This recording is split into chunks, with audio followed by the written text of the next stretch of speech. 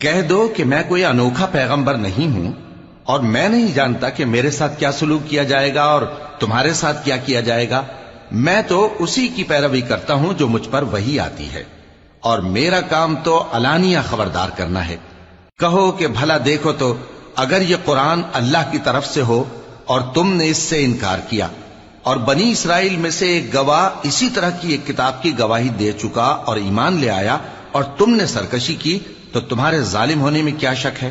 بے شک اللہ ظالم لوگوں کو ہدایت نہیں دیتا۔ اور کافر مومنوں کے متعلق کہتے ہیں کہ اگر یہ دین کچھ بہتر ہوتا تو یہ لوگ اس کی طرف ہم سے پہلے نہ دوڑ پڑتے، اور جب وہ اس سے ہدایت یاب نہ ہوئے تو کہیں گے کہ یہ تو پرانا جھوٹ ہے۔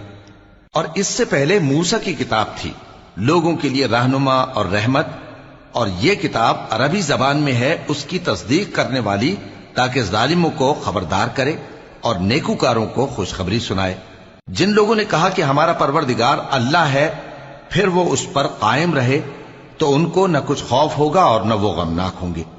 یہی اہل جنت ہیں کہ ہمیشہ اس میں رہیں گے، یہ اس کا بدلہ ہے جو وہ کیا کرتے تھے۔